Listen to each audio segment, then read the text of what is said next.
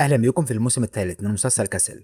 اخر حاجه شفناها في الموسم الثاني ان كيت قطعت علاقتها بالمحقق توم وقالت له انهم مش هينفع يكملوا مع بعض، وكاسل قرر انه مش هيشارك بعد كده في تحقيقات الشرطه. ولما كانت كيت رايحه تقول له انها انفصلت عن توم، اتفاجئت ان هو وطليقته هيقضوا اجازه الصيف مع بعض في الشاليه بتاعه عشان يكمل الروايه اللي بيكتبها. وبيبدا الموسم الثاني مع كاسل وهو في ايده مسدس وبيهرب من حد في مكان زي مخزن، وبيتضرب على نار فبيطلع يجري وبيخرج للشارع. وكيت بتشوفه وبترفع عليه السلاح وبتقول له ينزل على الارض، فبيرفع هو كمان عليها السلاح وبيضربوا نار على بعض. وبنرجع لقبل الحدث ده بثلاث ايام. رايان واسبوسيتو كانوا بيتكلموا مع كيت عن كسل، وبيقولوا لها ان اجازه الصيف خلصت وكان المفروض يرجع، ولغايه دلوقتي ما ظهرش ولا حتى اتصل من ساعه ما مشى. وبيجي بلاغ لكيت بجريمه قتل، فبتروح هي وريان واسبوسيتو مكان الجريمه. الضحيه هي واحده اسمها كلوي ويتمان، مدرسه علوم، ماتت مقتوله برصاص قبل ما تقع من شباك شقتها على تندة المحل اللي تحت الشقه، ومفيش اي شهود شافوا القاتل. وبتطلع كيت تشوف مسرح الجريمه اللي هو شقه كلوي، وبتلاحظ ان كلوي كانت مجهزه شنطه هدومها كانها كانت ناويه تسيب البلد، ومحفظتها فيها الفلوس زي ما هي، يعني ما كانتش محاوله سرقه.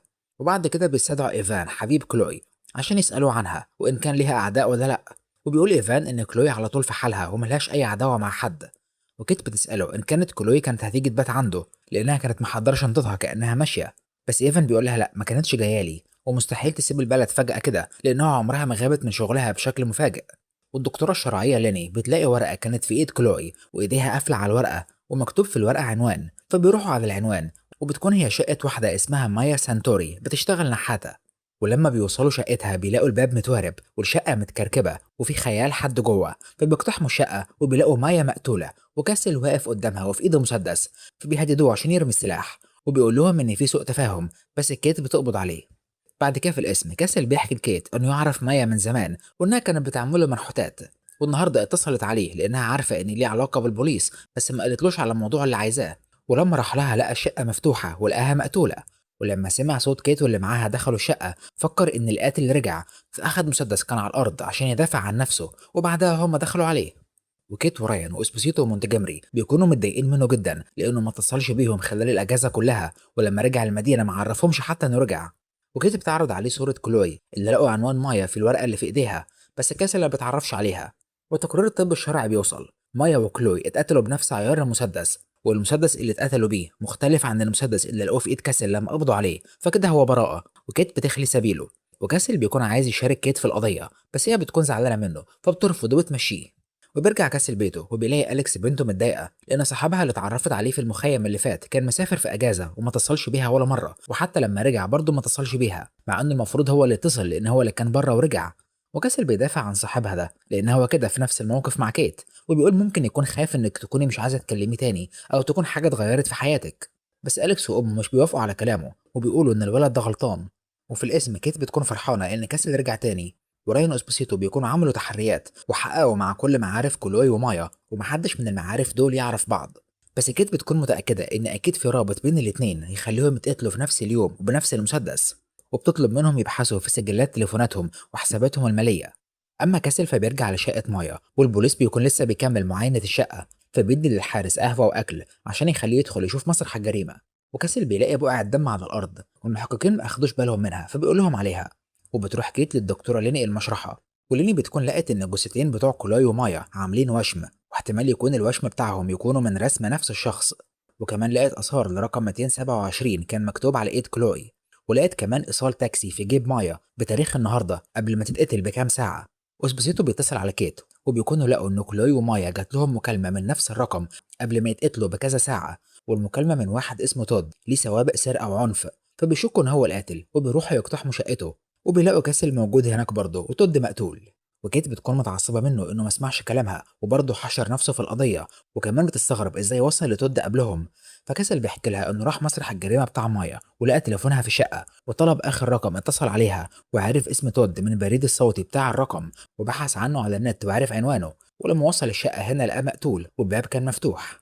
وبيلاقوا إن أثر الرصاص اللي في جسم تود بيقول إنه اتقتل بنفس المسدس اللي كلوي ومايا اتقتلوا بيه، وإنه اتقتل من كذا ساعة. والحاجة اللي بتزود غرابة الموضوع إن تود بيشتغل في بيع آلات البيع العامة، وده مجال شغل مختلف تماما عن مجال كلوي ومايا، فازاي هما التلاتة كده على تواصل مع بعض وفي بينهم رابط. وبتقول كيت لريان اسبوسيتو يعملوا تحرياتهم، وكاسل بيكون عايز يشارك هو كمان، بس كيت بتصر انه يفضل بره القضية وبتقول له انت ما كنتش عايز ترجع اصلا، لو كنت عايز ترجع كنت اتصلت، ولو حتى مرة واحدة من ساعة ما رجعت من الأجازة. فكسل بيقول لها ليه ما تقوليش إن كنت مستني مكالمة منك أنت الأول، وبيفضل يلح عليها إنها تخليه معاها، فبتوافق إنه يشاركها في القضية دي بس. تاني يوم في القسم بيكونوا لسه ما وصلوش للرابط بين الثلاث ضحايا، وكاسل بيتحدى كيت إنه هيوصل للرابط قبلها، وهي بتقول إنها هتوصل قبله، وبيتفقوا إن لو هو كسب هيفضل معاها في القضايا اللي جاية، ولو خسر هتبقى دي آخر قضية ليهم مع بعض. وريان واسبوسيتو بيجيبوا تقرير الطب الشرعي. بقعة الدم اللي كاسل لقاها في شقة مايا مطابقة لدم تود، ولقوا كمان بقايا من دمه على الجزمة بتاعتها. ولما تواصلوا مع شركة التاكسي اللي لقوا الفاتورة بتاعتها في جيب مايا، قالوا إن التاكسي أخدها من قدام شقة تود امبارح ووصلها لمكان في منطقة اسمها باويري، وبعد 20 دقيقة طلب التاكسي تاني وأخدها من المكان ده ووصلها شقتها. بعد كده في الاسم بيوصلوا لجيني خطيبة تود، وكيت بتعرض عليها صور كلوي ومايا، بس جيني ما بتتعرفش عليهم. وكاسب بيقول لها تود كان ليه سوابق قبل كده، ممكن يكون مثلا اتورط في حاجة غير قانونية اتسببت في موته. فجيني بتقول له تود اتغير عن زمان وبقى شغله كله قانوني، بس من شهرين عمل حادثة وأثرت على ظهره وما بقاش قادر على الشغل زي الأول. والبنك كان هيحجز على المحل بتاعه لأنه اتأخر عليهم في إقساط القرض، فاستلف فلوس من واحد خطير في المنطقة اسمه كاربينو. ولما تود اتأخر في سداد القسط اللي فات، كاربينو راح بيته وهدده بالمسدس وقال له إنه هيقتله لو ما دفعش الأقساط في ميعادها. بعد كده بيقبضوا على كاربينو، وكيت بتواجهه بكلام جيني وإن هو هدد تود بالقتل ودلوقتي تود مقتول فعلا. وكاربينو بيقول لها أنا فعلا سلفت فلوس 15,000 دولار، ولما اتأخر في السداد هددته، بس ال 15,000 مبلغ ما يستحقش إن أقتل حد عشانهم. وأصلا تود بعدها سدد كل الدين اللي عليه وبالفوائد كمان.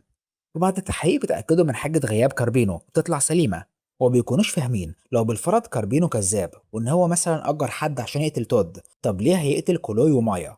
وكاسل بتجيله فكرة وبيقول لو كاربينو كلامه صح وإن تود سدد كل الديون، جاب الفلوس دي كلها منين وهو شغله بسيط؟ وبيراجعوا بيانات تود المالية وبيلاقوا إن حسابه البنكي كان فاضي بقاله مدة، بس فجأة من أسبوعين اتعمل إيداع في حسابه ب 9500 دولار. وبيكتشفوا إن مايا كمان اتعمل إيداع في حسابها بنفس المبلغ وفي نفس اليوم، وكمان كلوي اتعمل إيداع في حسابها بنفس المبلغ وكمان في نفس اليوم. وده معناه إنهم التلاتة بيجيبوا فلوس من نفس المصدر. وكاسل بيلاحظ إن كلوي ومايا وتود دفعوا فلوس بالفيزا في نفس المكان وبنفس التواريخ، فبيخمنوا إن ده ممكن يكون المكان اللي بيتقابلوا فيه، مطعم مثلا أو كافيه. وبالليل بيكونوا حاولوا يعرفوا من البنك المصدر اللي الفلوس جت منه واتحطت في حسابات الثلاث أشخاص، بس البنك بيعرفهم إن التلاتة حطوا فلوسهم كاش وإن الفلوس ما كانتش تحويل.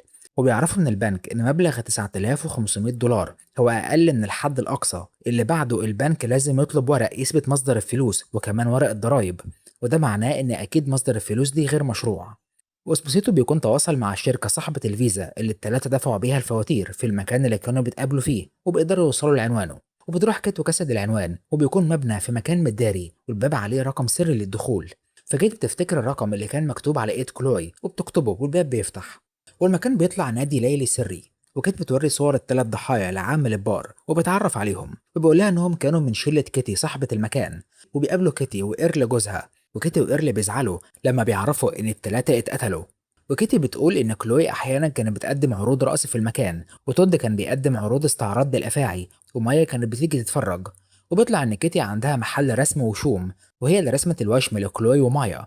وكيتي بتطلب منها قائمة بأسماء الزباين اللي بيجوا المكان هنا وكمان أسماء كل اللي شغالين في المكان، وبتسألهم إن كان أي حاجة غريبة حصلت مع حد من التلاتة. فبيحكوا لها إن من أسبوعين إيفان حبيب كلوي عارف إنها بتيجي ترقص في المكان هنا، وجالها هنا وزعق معاها وكان سكران وفضل يقول أنا عارف اللي أنت بتعمليه، وتقريبا كان فاكرها في علاقة بحد غيره. وتود ومايا وقتها اتدخلوا وخلوه يمشي. بعد كده بيقبضوا على إيفان، وبيعترف إنه فعلا مشى ورا كلوي لغاية ما وصل للنادي لأنه كان شاكك فيها وفكر إنها بتخونه، وخاف يقول الكلام ده في التحقيق بعد ما اتقتلت عشان ما يشتبهوش فيه إن هو اللي قتلها بما إنه اتخانق معاها قبل كده وبعد مدة اتقتلت. وكيت بتسأله عن الفلوس اللي كانت في حساب كلوي، بس هو ما بيكونش عارف أي حاجة عنها. وبتخرج كيت وبتقول لرايان يطلع مذكرة تفتيش لشقة إيفان، واسبوسيتو بيكون بحث في قائمة زباين النادي وطلع منهم الأشخاص اللي ليهم سوابق، وكاسل بياخد باله من واحد منهم، وبيطلع إن الشخص ده مايا كانت بتنحت تمثال على شكله في شقتها، يعني هي تعرفه. واسمه كاساندر دويل، اتسجن قبل كده بتهمة حيازة أسلحة والإتجار فيها، وعايش في منطقة باويري اللي هو المكان اللي مايا راحته بالتاكسي في اليوم اللي اتقتلت فيه. وبيقبضوا على كاساندر، وفي التحقيق بيقول انه فعلا يعرف مايا وانهم اتعرفوا على بعض في النادي الليلي من كام شهر. وكيت بتسأله عن مقابلته لمايا في يوم ما اتقتلت، فبيقول ان مايا جات له وكانت عايزه تستلف مسدس منه، بس ما قالتلوش عايزاه ليه، وفعلا ادالها المسدس. وكاسل وكيت بيفهموا ان مايا لما خرجت من شقتها وراحت بالتاكسي لشقه تود لقيته مقتول، فراحت بعدها لكاساندر عشان تاخد منه مسدس عشان تأمن نفسها، وهو ده المسدس اللي كاسل لقاه في شقتها على الارض. وكانت بتسأل كاساندر ان كان عارف اي حاجه عن المشكله اللي مايا كانت فيها، وكاساندر ما بيكونش عارف، بس بيقول لها انا قابلت مايا من كام اسبوع في الشارع، وريحتها كانت مواد كيميائيه، وانا كان ليا واحد صاحبي بيصنع المخدرات وريحته كانت زيها بالظبط. وبعد التحقيق كاسل بيرسم سيناريو للي حصل، وبيقول ان بما ان التلاتة كانوا مفلسين وكلوي مدرسة علوم، فهي عرضت على مايا وتود انهم يصنعوا مخدرات، وفعلا هم اشتغلوا في الموضوع. وبيروحوا للدكتورة لين المشرحة وبتقول لهم ان الضحايا ما كانوش بيصنعوا المخدرات، لان المخدرات عشان تتعمل لازم لها مواد اساسية، والمواد دي مفيش اي اثر ليها على جسم الضحايا، لا هي ولا منتج المخدرات النهائي. وريان بيتصل على كيت وبيكونوا فتشوا شقة ايفان ولقوا سلاح الجريمة عنده. وفي التحقيق ايفان بينكر انه له علاقه بالمسدس ده وما يعرفش وصل شقته ازاي، وكيت بتفضل تضغط عليه عشان يعترف ويقول قتل التلاته ليه، بس ايفان بيرفض يتكلم الا في حضور المحامي بتاعه. وكيت بتكون حاسه ان في حاجه غلط، تقرير المعمل الجنائي ملقاش اي بصمات على المسدس، فلو ايفان هو القاتل وقرر انه هيسيب المسدس عنده، مسح ليه البصمات من عليه؟ ولو هو فعلا القاتل ليه اصلا ما تخلصش من المسدس بشكل نهائي؟ وبيفضلوا يفكروا في الحاجه اللي التلاته كانوا بيعملوها. وكيت بتقول ايه اللي كانوا بيعملوه يجيب لهم الفلوس دي كلها؟ فكاسل بياخد باله من كلمة فلوس، بيقول انا عرفت هما كانوا بيعملوا ايه، وبيجيب شنطة كلوي من قسم الأدلة وبيطلع الفلوس من محفظتها، وبيقول لكيت تبص على الأرقام التسلسلية بتاعة الفلوس، وبتكون كلها فلوس اتطبعت قبل سنة 1998، ودي آخر سنة كان فيها كل فئات العملة ليها نفس الحجم. وكاسل بيقول أصعب حاجة في التزوير هي الورق نفسه، وبما إن تود كان بيشتغل في آلات البيع فكان يقدر يوصل لفلوس قديمة كتير جدا، وهم كانوا بياخدوا الفلوس وبخبرة كلوي في الكيمياء كانوا بيبيضوا الفلوس ويحولوها لورق أبيض وبيطبعوا عليه فئات أعلى بتاريخ قديم. يعني لو مثلا ورقة بدولار بيطبعوا عليها 100 دولار، وعشان يطبعوا كانوا محتاجين القوالب المعدنية اللي عليها الرسمة اللي هتطبع على الورق، والقوالب دي مايا هي اللي نحتتها. وكيت وكاسل بيقولوا في نفس واحد أنا عرفت مين اللي قتلهم. بننتقل بعد كده للنادي الليلي بتاع كيتي وإيرل، بيكونوا بيلموا رزم فلوس كتير عشان يهربوا، وبيروح إيرل يجيب قوالب الفلوس بتاعة الطباعة، وفجأة كيتي بتلاقي كيت وزمايلها في ظهرها وبيبصوا على الفلوس اللي معاها وبتكون كلها مزورة، فبتسألهم كيتي كشفوها ازاي، وكاسل بيقولها بسبب الحبر، عشان عملية التزوير تكمل كنتوا محتاجين الحبر، وبما إن عندك محل لرسم الوشوم فالحبر كان متوفر. وبتكمل كيت كلام وبتقول لها انت وجهتينا للشك في ايفان عشان تدبسوه في القضية، وحطيتوا له مسدس الجريمة في شقته بس ما لحقتوش تحطوا بصماته عليه. وبيلمح كاس الخيال على الارض فبيبص وبيلاقي ايرل هيضرب نار، فبيلحق كيت بسرعه وبينقذها، وكيتي وايرل بيطلعوا يجروا في المكان، وريان اسبسيتو بيجروا ورا ايرل وبتدي الكاس المسدس عشان لو حد هاجمه، وبتقول له يفضل في مكانه وما يتحركش، وكيت بتجري ورا كيتي بس هو بيلمح كيتي بتهرب فبيجري وراها. وبنشوف المشهد اللي جه في اول الحلقه، كاسل بيتضرب عليه نار فبيخرج جري من المكان، وبيكون كاسل وكيت في وش بعض وبيرفعوا المسدسات على بعض وبيضربوا نار، وبيطلع ان كيت ضربت رصاص على ايرل اللي كان جاي من ورا كاسل، وكاسل ضرب رصاص على كيتي اللي كانت جايه من ورا كيت واصابوهم وبيتقبض عليهم هما الاثنين. بعد كده في الاسم كيت بتحكي لمونتجمري مديرها اللي حصل بعد اعترافات كيتي وايرل، هما اللي كانوا بيطبعوا الفلوس في النادي بتاعهم وبيدوا للثلاث ضحايا نصيبهم من الفلوس، وكل حاجه كانت ماشيه كويس لغايه ما تود اتعثر في سداد المبلغ اللي استلفه من كاربينو، فسدد دفعه من الفلوس لكاربينو من الفلوس المزوره اللي بيطبعوها، بس كاربينو كشف الفلوس وهدد تود انه يقول له كل حاجه عن الفلوس المزوره اللي بيعملوها ويسلموا الموضوع كله، يا اما هيبلغ عنه وعن اللي شغالين معاه. ولما تود حكى للباقيين اللي حصل، كلوي ومايا كانوا موافقين انه يعترف لكاربينو وان كاربينو يمسك هو الشغل عشان ما يبلغش عنهم، بس كيتي وايرل رفضوا وقتلوا بعد كده الثلاثه عشان ما يقولوش حاجه لكاربينو.